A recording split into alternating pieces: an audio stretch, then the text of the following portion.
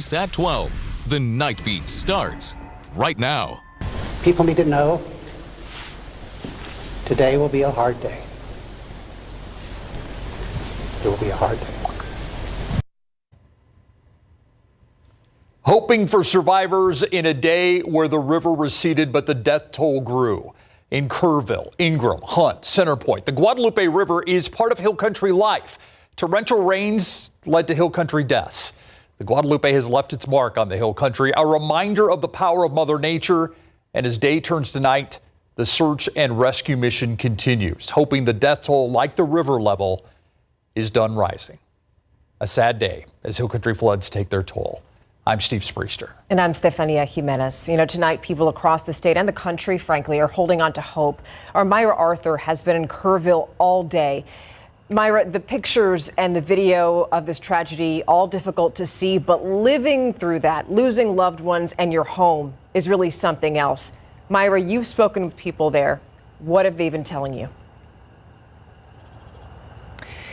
Well, it has been a hard day, Steve and Stefania. Just like we heard from the mayor earlier today, we have been at each of those official press conferences with state, local, federal leaders, but we've been talking with neighbors, with people who have lived this, people who have lost in this, and people who have survived it.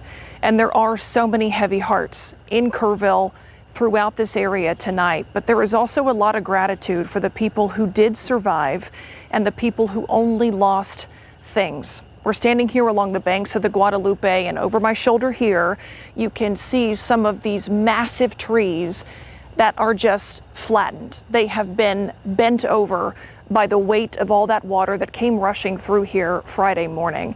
Then over this shoulder, this is the remnants of a house. A family was inside this home when it was picked up off of its foundation. And I do want to share a bit of positive news because we've been talking about that family several times throughout the day. And earlier today, we thought that everyone in that house had perished in this flood. But about 8 o'clock tonight, I spoke with relatives of the family who lived there, and they told me that the teenage son who was in the home at the time did survive somehow, clung to a tree, was rescued somewhere down the way, and is in the hospital tonight and doing well. His father, his stepmother, and their 2-year-old son, however, did not survive, according to family. That's the kind of story that we know we're going to continue to hear. And we know that those numbers, as officials told us yesterday, were likely to rise today, and they certainly did. I want to give you the latest information from the Kerr County Sheriff as he shared it with us this evening in their 6 o'clock briefing. Take a listen. As of 5:30, we have recovered 43 deceased individuals in Kerr County. Among these who are deceased, we have 28 adults and 15 children. 12 adults pending identification and 5 children are pending identification at this time.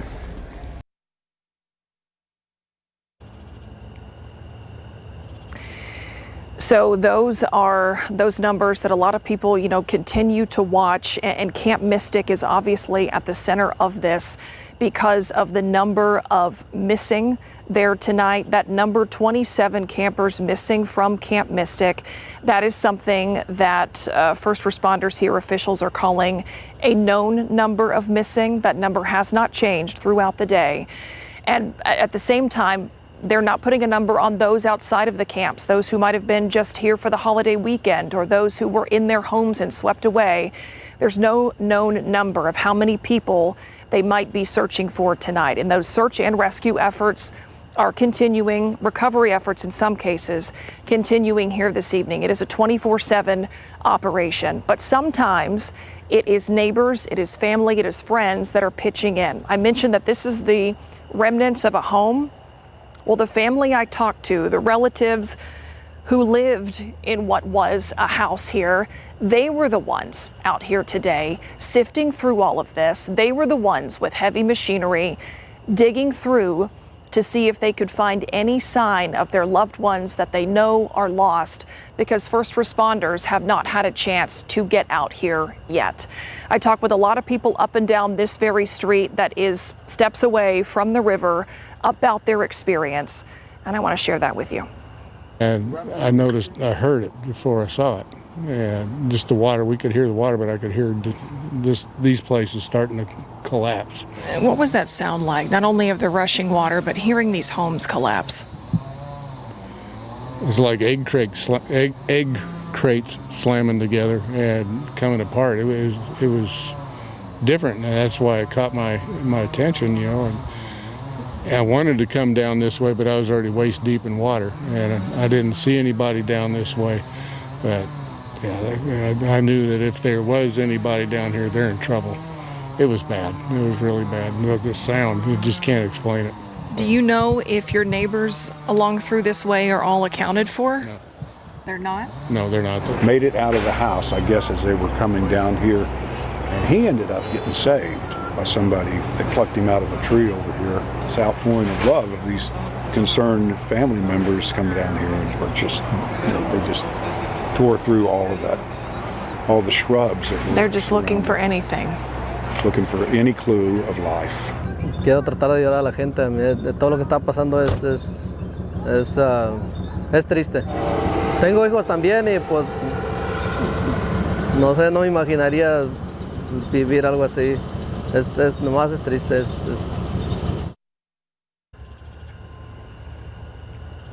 That was Miguel Sanchez, who you heard from. He was out here with those neighbors today. He doesn't live on this street. His home was not affected by these floods, but he told us he works in construction. He has kids. This has been so sad for him to witness, so he just brought his equipment down here and he's pitching in any way that he can. And that is what this community is doing, and I believe will continue to do over the days, the weeks, and the months ahead, because this is going to be an incredible recovery process. And there are so many other places along the Guadalupe that have been affected by this. We've had our team spread throughout this area. Our Zaria Oates is live in Center Point tonight. Zaria, you've been out there seeing what that community is dealing with. What can you tell us out there?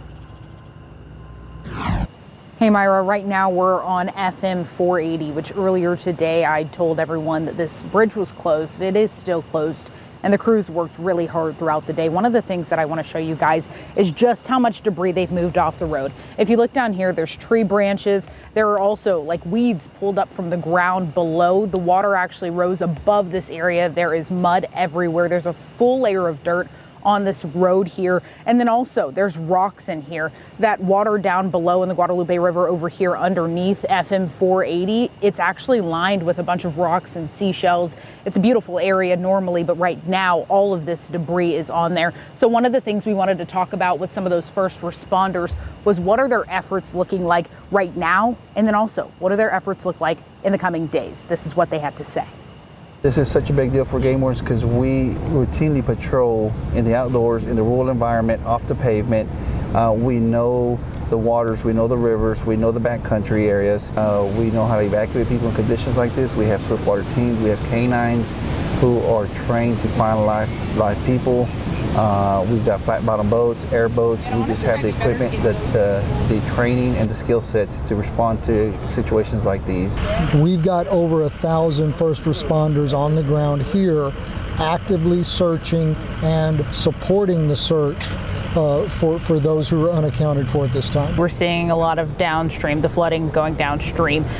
How do you guys manage spreading out your crew, figuring out where to go? I know a lot of people are like, they went missing here, but some people were found here, so we don't know where we should be looking and we don't know where other people are looking. How do you guys make that decision? Yeah, so coming into an event like this on day one was real tough. A lot of stuff going on in the different locations. We got together with our emergency management partners.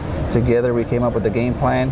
And so for example, today what we did is we broke down the river by sections, starting near the Hunt area. We identified 16 sections and we broke it up by teams and worked through conducting primary searches through those areas. As of right now, we completed all 16 areas, so tomorrow we're going to resume starting with section 17 and continue pushing downriver, hopefully get to Comfort. We're working as hard as we can to find people and return them to their families. And we're not going to stop until we do that. So that was the PIO from the Kerrville Police Department, the public information officer who has been communicating with us, and then also hearing from the Texas Game Wardens. Those are two entities that have been vital in the search and rescue missions here in Center Point. Of course, we will continue to keep you updated as they continue these rescue missions. And one of the things that the Texas Game Warden member that we spoke with told me is that they are keeping out hope that hopefully somewhere some of these victims are found alive. Live in Center Point, I'm Zaria Oates, KSAT 12 News. Zaria, thank you. Now here's a quick recap for all of you what we know so far about the flood damage in Kirk County. At least 43 people are dead. 28 of them adults, 15 of them children. An unknown number of people are still unaccounted for or missing at this hour. If you want to report any missing family members, the number that you should call, it's from a call center. It's 830-258-1111. We know hundreds of rescues have taken place. We know that the rescue mission is continuing into the night. And if you call 830-258-1111, they want you to make sure you tell them your loved one's last known location. We also got some new video tonight from Kerrville. It's kind of what you're seeing off the right side of your screen there, Adam. The river's still flowing strongly, but not out of its banks like it was, yesterday morning. Yeah, it is receded. It'll continue to recede, but I do want to point out we are expecting more showers and localized downpours as we get into tomorrow. That is very important here. And as we look outside with our live cam, you see just a quiet sky, no lightning, nothing off into the distance. Very quiet out there right now, even on authority radar. Just a few sprinkles here and there. We'll be watching locations farther north of Fredericksburg later on tonight for more development, but generally speaking should be a very quiet night. Of course, this here, the Guadalupe River, no shower activity anywhere near the Guadalupe before it gets to Canyon Lake and after Canyon Lake. But the National Weather Service did recently just extend the flood watch into tomorrow. I agree with that because we will have some localized downpours, potentially 2 to 4 inches in spots. And as we've seen, as history tells us, the potential for even 5 to 10 inches in localized areas. Now, I don't think the coverage of rain may be as much as it's been the past couple of days, but the impact could be noticeable with flash flooding, some street flooding possible, low water crossings, and of course we'll be watching the rivers. I'll look at the futurecast, timing out the best chance of rain for tomorrow in just a bit. Thank you. And while families are on pins and needles waiting to hear any update about their missing loved ones, we're also hearing stories of heroism. People putting their lives on the line to save other people. And one of those individuals is Dick Eastland, known to so many people in the Hill Country. He was the owner and director of Camp Mystic. It's a private Christian summer camp for girls, which we've been talking about a lot over the last 2 days. Unfortunately, Dick passed away because of this tragedy, and one of his family members took to Facebook and said that Dick Eastland died while trying to save campers. The Kerrville Daily Times also publishing an article on their website about the tragedy. The writer there, Paige Sumner, wrote about Dick saying, quote, "It doesn't surprise me at all that his last act of kindness and sacrifice was working to save the lives of campers. He had already saved so many lives with the gift of Camp Mystic." It has been a horrifying 40-plus hours for the community of Camp Mystic. At this hour, at least 27 young girls from that very camp are still listed as missing tonight. Our John Paul Barajas has been looking into this for us. And JP, you have information from the families of some of those girls who are desperately hoping that they'll be found. Steve, Stephanie, that's right. We've been piecing together information from officials as well as families, loved ones, people directly impacted. What we know right now is that Camp Mystic, that can house up to 750 young girls, young campers, has been completely destroyed. And as Steve said, leaving 27 of them unaccounted for. Take a look at some of these heartbreaking images. Pictures show young girls running through floodwaters in the rain, trying to get to safety at Camp Mystic. Our daytime video shows what is left of the once scenic Christian summer camp, now torn to pieces with debris spread out throughout the entire path of destruction. As of right now, I do not think it has changed. It is still 27. Kerrville City Manager Dalton Rice making those comments during a 6 p.m. briefing. Kerrville City officials also making it clear that information is changing constantly. Family members have identified at least 5 of the 27 missing campers. They are Eloise Peck and Lila Bonner, Kellyanne Lytle, Blakely McRoy, and Greta Toranzo. My heart breaks. It's broken for those families that have lost their loved ones, and that fuels our drive to continue to search for them, and we will not stop until we find every one of them. Our cameras captured their efforts firsthand. From helicopter rescues landing at the football field at Tom Moore High School in Ingram on Friday, to buses and military vehicles carrying loads of campers to Ingram Elementary School. Dozens of girls have been rescued and reunified with their loved ones. As officials said, though, the work continues, and one of the things that we continuously have heard from the Hill Country and the families directly impacted is for prayer, the power of prayer. Archbishop Gustavo Garcia Sierra has been in the Hill Country already. He'll be back tomorrow to hold a special mass at 11 a.m. at Notre Dame Church. Steve, Stefania. JP, thank you so much for that. Also, we know that tonight Governor Greg Abbott has issued a proclamation declaring tomorrow a day of prayer throughout the state for the people impacted by the floods. Obviously, so many of us are thinking about them, the families, the loved ones, just everybody who's been suffering as a result of this tragedy. And in a statement, the governor says in part, quote, even as floodwaters raged, neighbors rushed in to rescue, comfort, and bring hope.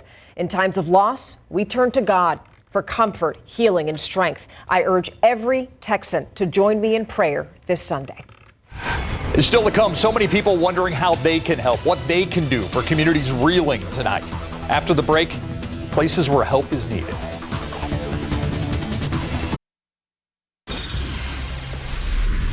Welcome back. An unfortunate update for you right now. We've been telling you about Reese Zunker, Kerrville Tivy High School's boys soccer head coach and his family. We told you that they were reported missing yesterday. Well, in just the last few minutes, the school confirmed that Reese and his wife Paula were found dead. And the school said this about Reese, quote, Coach Reese Zunker was not just a soccer coach. He was a mentor, teacher, and a role model for our Kerrville kids, end quote. At this time, there's no word about their children who are still missing. Yeah, you may remember we talked about him during our 5 o'clock show and some of the postings that were out there. He and his wife, and I believe their child, went to hunt to be with his mother. His mother was rescued. They were not found. Again, tonight they are confirmed that they have passed away. And right now, a lot of you watching at home have been wanting to go out and help those in need. There is a way for that to happen. Yes, so right now on KSAT.com, we have a list of ways that you can do just that, a list of places accepting donations for the flood victims. They're on your screen right now. The Cross Kingdom Church, Folklar's Coffee House. There's a Salvation Army on Hay Street, and these places are specifically in Kerrville. And then you have Hemisphere right here in town. This is a place where you can go tomorrow and Monday, and there are specific times where you can go and drop off any non-perishable foods, clothes, anything like that at 630 East Nueva Street. You can do that tomorrow and Monday, and then they will go and take those to all of the flooding victims. Yeah, for a full list of ways you can help, scan the QR code on your screen right now to see our full list on KSAT.com. Adam Caskey joins us now. Adam, of course, the big concern in a lot of these areas that are trying to recover, trying to rescue, trying to still search a lot of these banks. They're hoping that they're going to get more dry weather like they got today. Yeah, unfortunately, we will have more rain. So what's causing all this is this upper, basically, disturbance of rain-making energy that's slowly still drifting over our area. I'll get into that in a moment, but I want to stress we do have more downpours likely to set up. The coverage and intensity may not be as significant, but there still could be some flash flooding impacts and maybe localized river impacts as well. So that one of those things you have to wait and see exactly where they pop up and then where the bullseye is, because there's likely to be another bullseye tomorrow of 2 to 4, possibly even more than that, inches of rain. So notice tonight into tomorrow, a 20% chance, pretty quiet. But then we get into tomorrow afternoon and we boost those chances up to 40%. That's for San Antonio. I would say the Hill Country, that's more of a 60% chance. Here's a look at our futurecast, and I think this has a pretty good handle on the situation in general. Now, despite a good handle, these are not perfect, so you don't pay close attention to the exact placement of these storms, just the generalized coverage and generalized area that they're in. Notice pretty quiet in the morning, other than Edwards Plateau, Northern Hill Country, just a few pockets of rain. We get into the midday, the showers and storms become more numerous. A little more coverage, especially from about San Saba, southward to Junction, Rock Springs. But again, these downpours could be anywhere basically west of Highway 281. So it could be over Fredericksburg, even Kerrville, Kerr County. I do think could very well see some rain again tomorrow. This scattered activity that's going to be slowly moving through our area again. Where the exact little downpour set up. Now, I know this computer model right now is saying northwestern Kerr County, just northwest of Mountain Home, but that could really be anywhere within this entire area here. It's just one of those wait and see situations. I have confidence in rain and some downpours developing, but the exact coverage is mostly going to be from San Antonio up into the hill country, Edwards Plateau as well, and then come tomorrow evening, sunset and thereafter, it starts to simmer down. So pockets of 2 to 4 inches tomorrow afternoon and evening. And then there could be those bullseyes of 5, 6, or 7 inches of rain as well. Okay, really quickly getting to our setup. This is what I was talking about, what's helping to cause all this rain and the heavy downpours. So first of all, we have deep tropical moisture in place. I mean, our air is saturated from the ground all the way up to about 30,000 feet. And then add to it this little upper level counterclockwise swirl. You see this in north and central Texas. This is a trough axis that's bent overhead, and it's really a focal point to generate showers and thunderstorms. It gives us that lift that we need to lift that saturated air, and then it just wrings it out. And we also don't have a strong steering flow to get it out of here. It's been overhead for a few days, and indications are now that this is going to be drifting to the southwest toward the Rio Grande. And that's one reason why we think most of the showers and storms that develop tomorrow would be along and west of Highway 281. Also, we do have more rain chances down the line. Isolated in nature Monday, 30% chance. We bumped it to 50% on Tuesday. A separate system would move in at that point that would be more progressive, get in and get out. I'll be back with more in just a few minutes. Adam, thank you. So now we're going to pivot and talk about the Spurs. Obviously, a number of our teams have been talking about the tragedy as well, but we're also watching some of their rookie players. Yeah, it's been a really interesting day when it comes to sports. A lot of thoughts and prayers to everybody who's going in for everything, but also excitement when it comes to what these Spurs rookies have been doing in the Summer League. We're going to get to seeing how some first-round draft picks were doing and make sure that they are developing these young guys as well. Plus, out in El Paso, San Antonio FC was able to get a huge road win against a rival. Wait till you see how it all went down when we come back. Well, before we start our sports coverage tonight, it's important that we take a look at how our professional sports teams are reacting to the flood throughout South Texas. The San Antonio Spurs and San Antonio FC posted the same message, sharing that they are with all of those affected by the flooding. The San Antonio Missions saying that they are continued to committing support for those in need, and the Houston Texans committed $50,000 to those impacted by those in the flooding in the Hill Country. Really touching to see the support from our Texas teams. And speaking of those teams, the San Antonio Spurs started the Summer League this afternoon, taking on the Miami Heat out in San Francisco. And looking to see how rookie Carter Bryant would do in his first professional game. And it didn't take long. A few minutes into the first, Bryant misses the open three, rebound, give it to him again. A running three from a tough angle. Not a bad way to get your first points as a pro. Second quarter, cutting the lane was David Jones-Garcia. He finished with a team-high 18 points, but the Heat turned it up in the fourth as Eric Stevenson dropping a corner three. He was 4 for 4 from behind the arc as the Spurs lose this one 82-69. And Bryant shared his thoughts on his first NBA game. I mean, there's always room for improvement. I think that's the thing for me. Like, I could have had 40. I could have scored 0 points. There's always room for improvement for me. I could have made better decisions on the ball. Could have made better decisions defensively. I got to be smarter with my fouls. Got to stay more mentally aware of certain things. I got to understand the scout a little bit better. I feel like I did a good job of that at college, but it's a different level of basketball. The game's getting played at a lot faster pace. So obviously just making that adjustment and getting better game by game. I mean, this one game isn't going to define my whole career. Take a look at this block. And that career continues tomorrow when the Spurs play the Warriors at 5:30 p.m.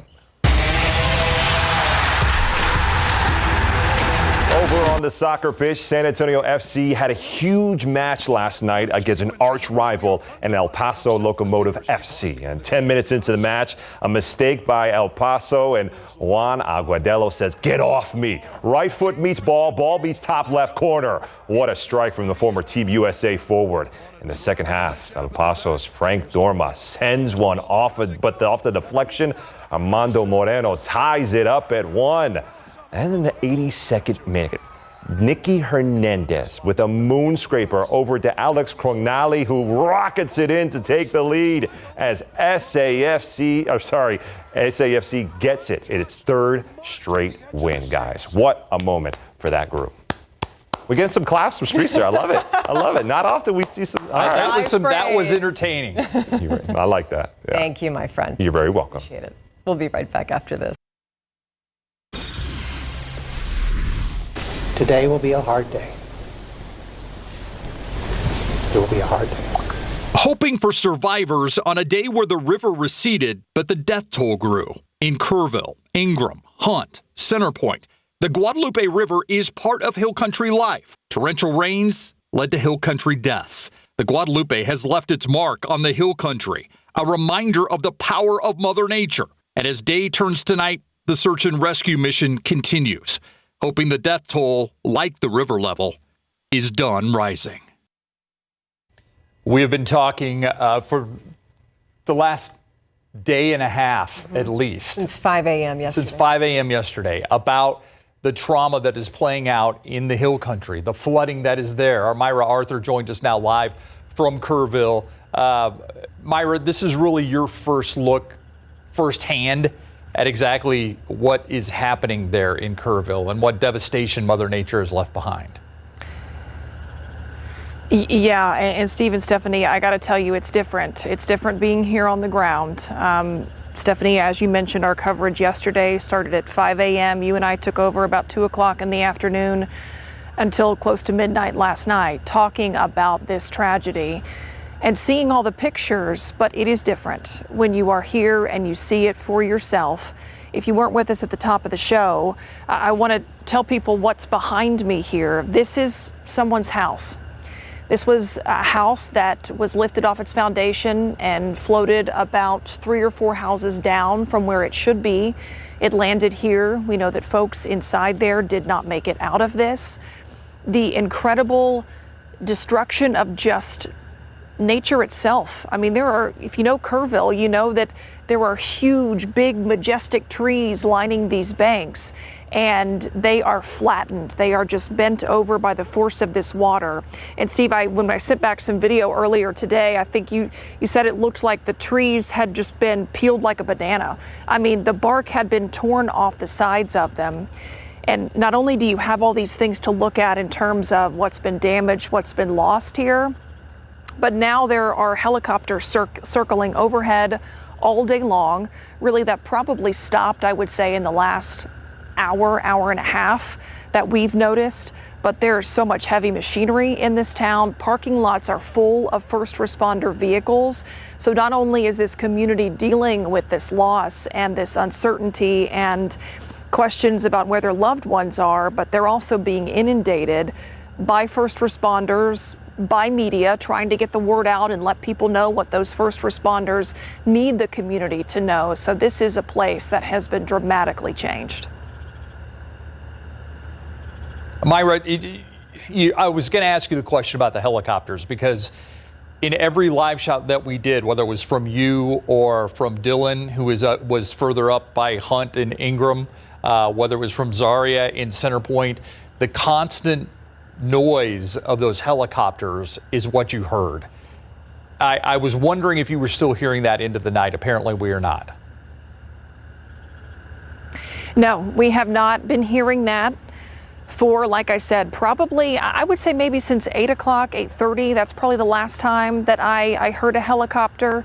But we did hear that earlier in the day that kind of search and rescue was going to keep going into the night. But if you look over here over my shoulder now, it looks like we have some first responders with their flashlights.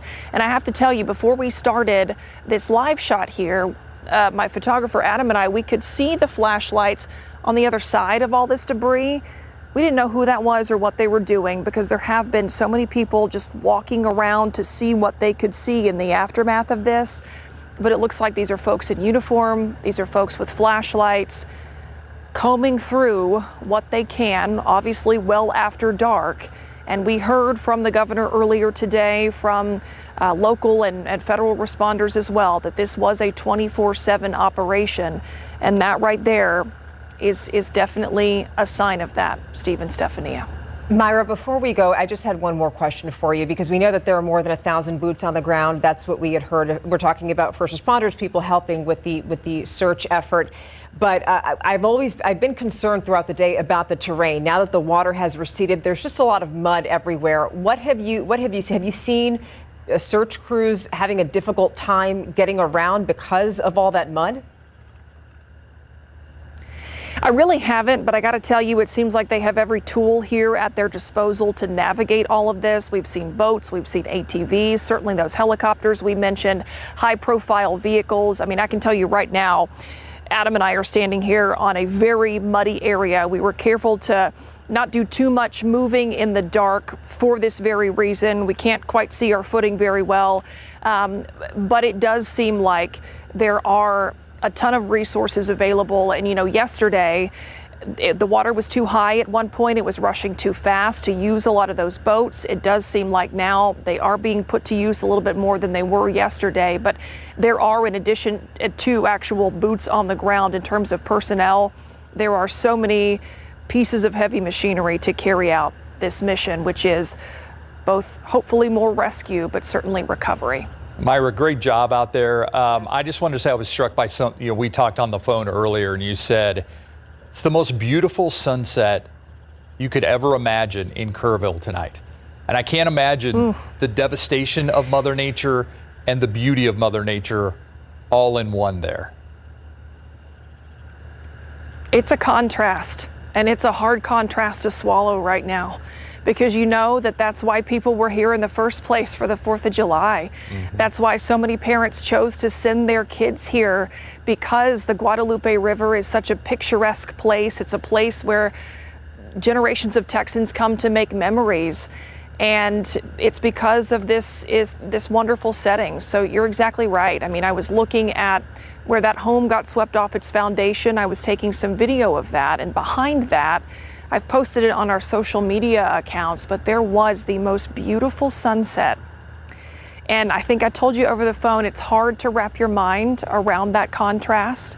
I don't know that I can right now. I don't think a lot of people can, but it's something that people are looking at in terms of when can we find normalcy again? When can we find, that beauty and relief again that a lot of people here are looking for? And there are glimpses of it right now, but I think it's going to be some time for this community. Yeah, absolutely. Myra Arthur reporting live from Kerrville. Thank you, Myra. And we'll be right back after this.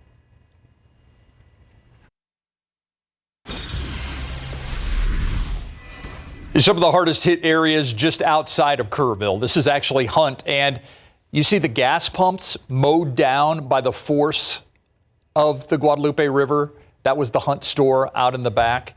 It was also heavily damaged by the storms. And you see all of that debris everywhere there. That's one of the camps near the Guadalupe River also. I mean, you're seeing trees toppled over. This is what all those search crews have to contend with today. And when you showed those gas pumps, it's important that, the people of Kerrville are having to, at least for the next 4 weeks, get access. The only water that they're going to have is going to be well water, because their drinking water just isn't going to be safe for the foreseeable future because of all of the chemicals and all of the nastiness and runoff and gas. All those chemicals are there, and so they just want to make sure that people there have access to safe drinking water. Adam, when we talk about the Hunt and Ingram area that we're showing here, for so many people that send their kids to one of the 18 camps that's up in that area, this is sacred ground. I mean, this is someplace that they have gone to for years. They may have gone to when they were kids. Yes. They sent their kids there. Their kids go there. I mean, there's so many people when you say Camp Mystic, Camp Honey Creek, La Junta, Longhorn, Waldemar, all of those who know exactly in his where you're hill. talking There's so about. many of them. Yeah. So And many. people who have been counselors at those camps as well. And the flood threat does go into tomorrow. Now, the coverage may not be as significant, but there still could be some noticeable impacts in terms of particularly flash flooding and things, and the rising water getting in the way of travel. And this is for all the counties shaded in green. So that's basically from Seguin to San Marcos, Fredericksburg, Kerrville, down to Hondo, and does include San Antonio. And then, of course, points northward as well. The threat lasts well into the afternoon. I know the watches until 1 p.m. I would say well beyond then. Localized 2 to 4 inches, possibly even higher in spots tomorrow. Look at the futurecast in just a bit. I want to start off with some more video, and this is of the Guadalupe River flowing into Canyon Lake. And with all the debris that's been picked up, I mean, it seems like you could just skip across the river here as it flows into Canyon Lake. It almost looks like that's exposed ground from dry times. Those are logs. It's just clusters of logs and debris and even people's belongings in there. So let's talk about what we saw today and even yesterday. Let's start with the rainfall, okay? And this is the rainfall from July 4th. Guadalupe River, this blue line that you see here running from Kerr County, the headwaters of it right here. 2 branches of headwaters getting between 11 and 13 inches of rain. Those are Doppler radar estimates, actual rain gauges on the ground indicating over 9. But where we don't have rain gauges, we rely on these radar estimates, and that's what we saw. Now, as for today, we had a decent amount of rain as well, but in a different part of the Guadalupe River. So the rain today was on the other side of Canyon Lake. So Canyon Lake is like the big catcher's mitt for these swells of water, and luckily it was very low, so it was able to absorb that massive swell of water pretty easily. But then today we had the flooding along the Guadalupe here south of Canyon Lake and into New Braunfels and Green because of over 7 inches of rain in that area. Now, as we get into tomorrow, I am anticipating more areas of rain and downpours to set up, especially west of 281. That's where I think the focal point would be for some of the downpours, particularly midday and afternoon hours. And yes, we could see some bullseyes again of 2 to 4, possibly even more inches of rain as we get into tomorrow afternoon. So that's what we'll be watching for, more flash flooding. Be right back. If you're missing a friend or family member as part of the floods, there is a number you can call. The phone number is 830-258-1111. Now, here's a quick recap for you, what we know so far about the flood damage that we've seen in Kerr County.